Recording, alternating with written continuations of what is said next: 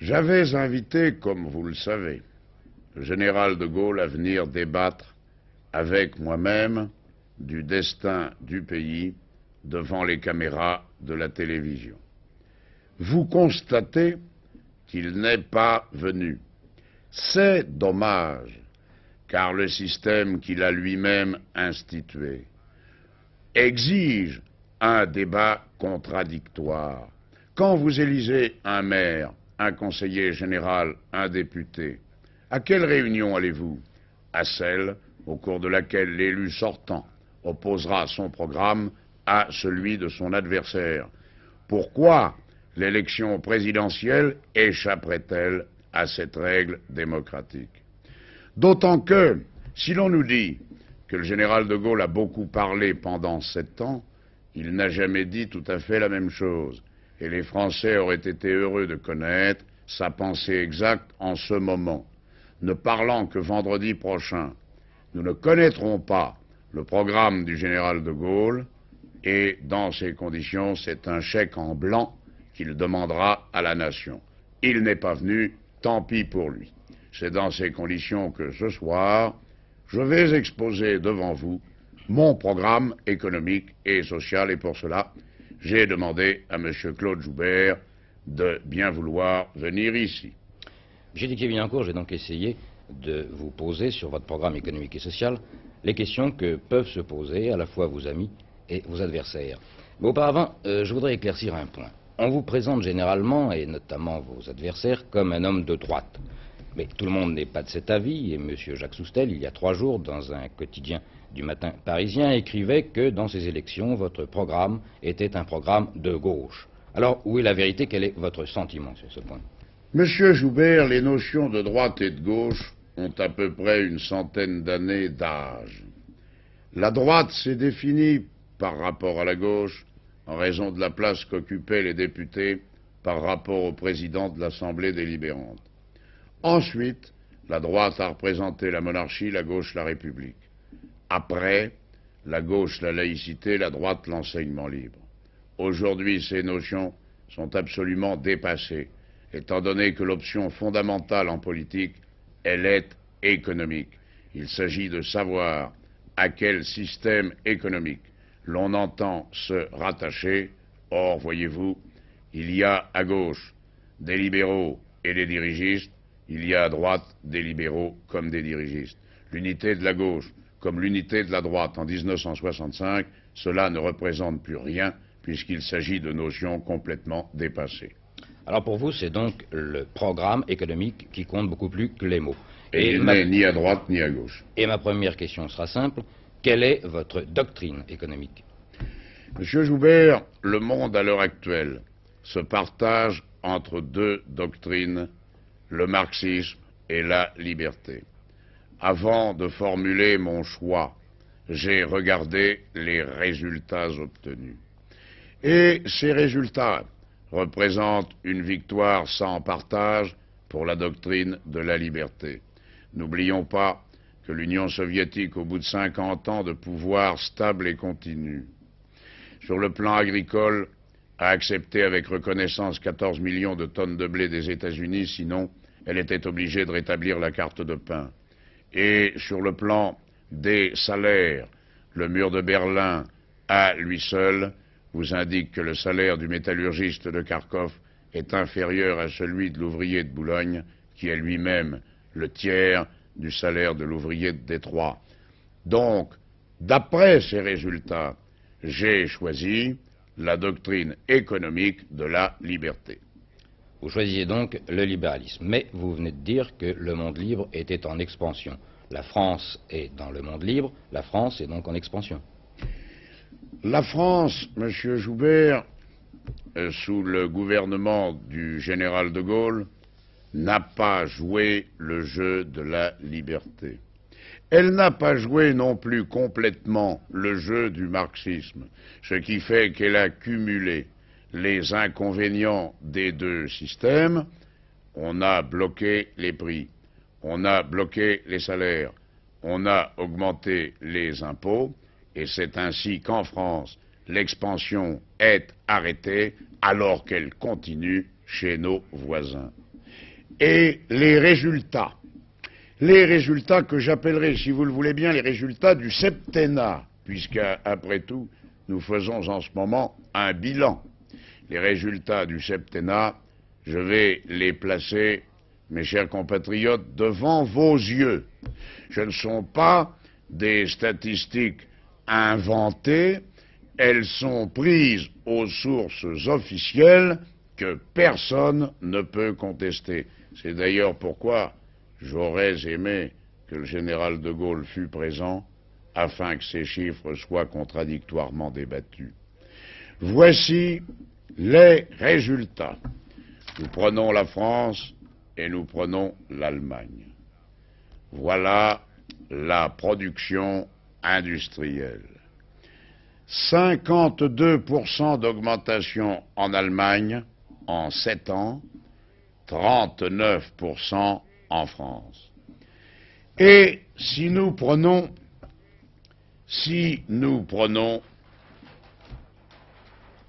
l'augmentation des salaires, nous nous apercevrons qu'en Allemagne, cette augmentation a été de 73% et en France de 50%. On pourrait croire que la différence, quoique appréciable puisqu'elle est du tiers, n'est pas tellement considérable. Voulez-vous à ce moment prendre l'augmentation du coût de la vie? C'est le tableau suivant. En Allemagne, pour 73% d'augmentation des salaires, la vie a augmenté de 14%, en France de 29%. Passons à ce moment au tableau suivant et nous voyons que le pouvoir d'achat a augmenté en Allemagne de 52% et en France de 16%. Voilà, Monsieur Joubert, entre deux pays comparables, l'abîme qui sépare la politique de la liberté de celle du général de Gaulle. L'écart s'est creusé entre la France et l'Allemagne, et aujourd'hui, nous assistons comme autrefois. Lorsque l'on disait, vous vous en souvenez, les capitaux s'évadent, l'argent s'enfuit à l'étranger, aujourd'hui, c'est le travail qui va à l'étranger. Telle usine de Rhône-Poulenc qui devait s'installer à Bordeaux va s'installer à Anvers. Ford, qui devait s'installer en Bretagne, va s'installer en Sarre. On dirait que la décentralisation industrielle et l'aménagement du territoire, c'est pour la Belgique et pour l'Allemagne que le général de Gaulle y procède. Par conséquent, des résultats comme ceux-là sont significatifs. Un choix est à prononcer entre la liberté et le marxisme, entre la liberté et le dirigisme étouffant et stérilisant qui est celui du gouvernement actuel. Alors, que proposez-vous? Voilà, Monsieur Joubert, la question essentielle. Car, le poète l'a dit il y a longtemps, la critique est aisée, mais l'art est difficile. Que proposez-vous? Mais je suis certain que l'immense majorité des téléspectateurs qui m'écoutent posent avec vous et en même temps la même question. Que proposez-vous? Quel est votre programme? Je réponds. Le budget d'un pays est composé d'une série de choix. Et ce sont ces choix qui commandent la politique qui va être menée. Je constate pour ma part que l'État gaulliste a imposé aux contribuables français un poids trop considérable pour leurs épaules. Il a prélevé un pourcentage du produit national brut supérieur et de beaucoup à celui de tous les pays du monde.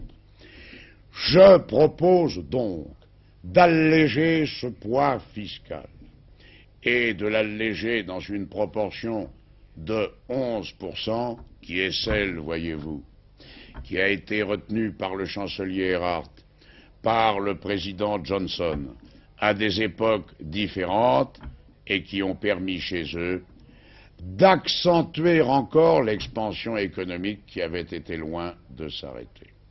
Mais chez nous, lorsqu'un candidat, à quelque mandat que ce soit, dit qu'il faut diminuer les impôts, on lui demande aussitôt, et c'est bien naturel, avec quelles économies il fera face à cette diminution de recettes.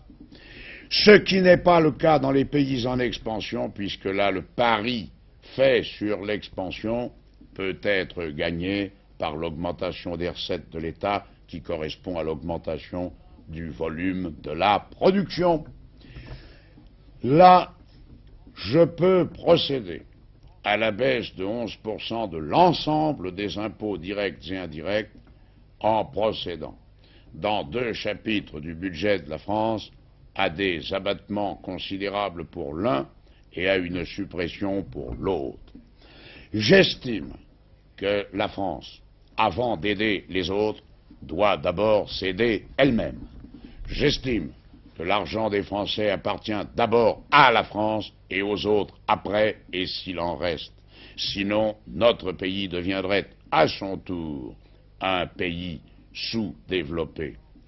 Sur les 1300 milliards annuels qui sont versés à un nombre considérable de pays, sur ces crédits qui saupoudrent véritablement l'univers au préjudice de nos investissements et de notre équipement, je procède à un abattement considérable et je laisse 400 milliards pour cette aide, à condition qu'elle aide vraiment les peuples et surtout les États qui sont dignes d'être aidés.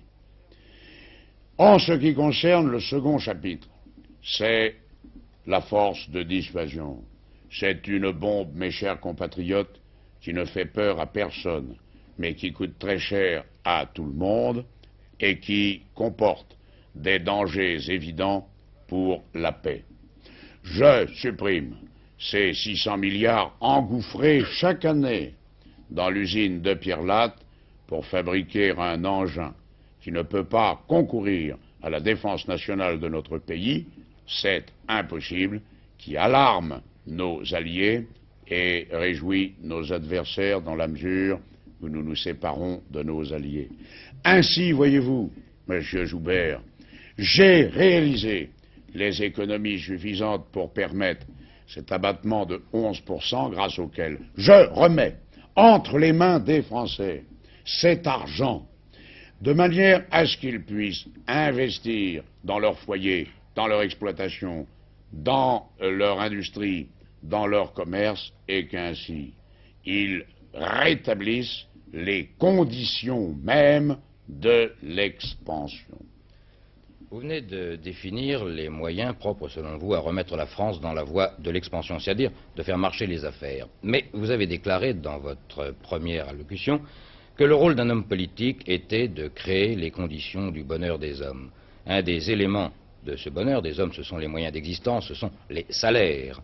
Avez-vous un programme social, et je dirais même plus, avez-vous un programme de justice sociale?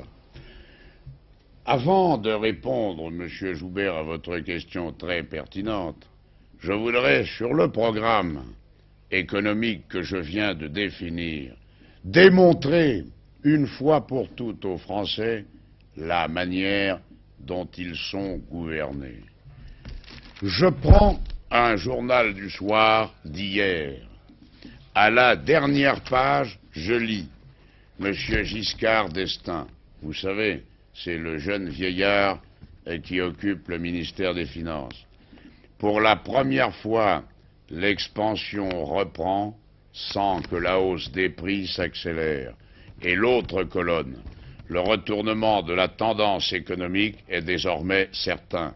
Voilà ce que peuvent lire les Français dans une bouche officielle. Et à la page 21 du même journal, c'est le ministre du Travail qui n'est pas d'accord avec son collègue et qui dit, du fait que la reprise d'automne n'a touché qu'un certain nombre de secteurs et que dans d'autres activités la situation n'a pas sensiblement évolué et même s'est légèrement dégradée, la conjoncture générale demeure encore incertaine. Puissent tous les Français méditer sur 2 déclarations contradictoires et ainsi mesurer le degré de confiance qu'ils peuvent accorder à des déclarations ministérielles contradictoires et qui, à la veille des élections, n'ont d'autre but que d'influencer le scrutin, alors que, souvenez-vous, il avait été entendu que les ministres se tairaient. Ils ont assez parlé pendant 7 ans. Eh bien, qu'ils se tairaient pendant la campagne électorale. Ils ne se taisent pas, mais heureusement, ils se contredisent, ce qui nous permet d'en tirer les conclusions nécessaires. Monsieur Didier-Vignancourt, moi j'en viens à ma question. Votre programme social. On ne partage que ce que l'on produit. Et pour partager beaucoup, eh bien, il faut produire beaucoup. Par conséquent, seule l'augmentation générale et continue des salaires permet à la production de s'élever. Si vous prenez les chiffres statistiques pour l'Europe des 6, nous sommes derniers pour l'augmentation de la production, premiers pour l'augmentation des prix et avant-dernier pour l'augmentation des salaires. Tout programme social doit donc comporter cette augmentation des salaires et aussi des retraites. Personne désormais ne doit toucher moins de 1000 anciens francs par jour. L'État dépense trop, il dépense mal. Mais c'est le contraire qu'il faut réaliser pour les particuliers. Il faut qu'ils puissent dépenser plus. Mais pour qu'ils puissent dépenser utilement, il faut que l'État se réorganise. Il ne faut plus, voyez-vous, que pour obtenir un permis de construire à Paris, il faille que la demande passe par 74 bureaux. Je suis fermement résolu à créer un grand ministère de l'expansion, non pas pour ajouter un ministère à ceux qui existent déjà, mais pour coordonner et pour fédérer des activités qui souvent se contrecarrent ou se chevauchent. Le ministère de l'expansion doit réunir les travaux publics, les collectivités locales, la construction et l'ensemble des activités qui doivent coopérer au rétablissement de l'expansion. C'est le premier article d'un véritable programme social. Et le second, mais le second, c'est l'accession toujours plus grande, toujours plus ouverte à la propriété. À la propriété de son logement d'abord. Or, en ce qui concerne le logement, voici, mes chers compatriotes, un tableau qui va vous démontrer où nous en sommes. Il y a en France 12 millions de mal logés. Voilà les résultats de l'augmentation de la construction en France et en Allemagne. Vous voyez que, partis de plus bas, nous creusons encore un retard. Et encore s'agiterait-il de savoir à quel prix ces logements sont offerts. Et dans quelles conditions? En Angleterre, 18 villes nouvelles ont été créées. Ces 18 villes nouvelles comportent le travail à 5 ou 10 minutes de chez soi, alors qu'en France, la perte de temps dans les délais de transport qui vont parfois jusqu'à 3 heures sont contraires à l'organisation rationnelle de la vie. Et un programme social réel doit refondre cette construction. Il ne faut pas que 10 architectes s'opposent par leur conception inhumaine au mieux-être de la classe ouvrière de notre pays qui ne doit pas vivre dans des casernes. Et à quel prix? À quel prix? Le crédit en France, qui s'étend sur 10 ans, accordé par je ne sais combien de sources différentes, s'élève à 12 ou 14%. En Angleterre, pour 25 ou 30 ans, il atteint un maximum de 6%. L'accession à la propriété pour le logement, Voilà les conditions d'une accession réellement sociale à cette propriété. Et en second lieu, il faut bien convenir qu'il y a une autre accession à la propriété qui me paraît indispensable, qui est impossible, je vous le dis tout de suite, dans le temps présent, mais qui, si nous parvenons à remonter la pente, sera parfaitement possible. C'est, vous m'excuserez, M. Joubert, d'employer un mot qui a eu mauvaise réputation, c'est ce que j'appelle le capitalisme populaire. Aux États-Unis, vous avez 22 millions de porteurs d'actions, ce qui fait que le salarié, par le biais de ses droits d'actionnaire, finit par être en réalité le supérieur de son directeur général.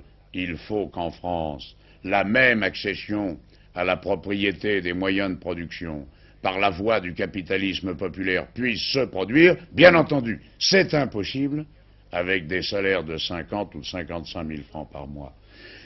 Le programme social, par conséquent, doit comporter un ensemble de mesures cohérentes, oui, bien sûr, mais comporter surtout l'indispensable affirmation que le progrès, c'est dans l'augmentation de la production qui ne peut être rendue possible que par l'augmentation des salaires. Voilà, Monsieur Joubert, le programme social que j'avais le devoir de définir devant les Français. Vous venez de parler des salaires et d'une nouvelle théorie, mais il n'y a pas que les moyens d'existence dans le bonheur des hommes, il y a également les conditions d'existence, c'est-à-dire ce qu'on pourrait appeler les équipements collectifs, les autoroutes, les transports, l'aménagement du territoire, en un mot.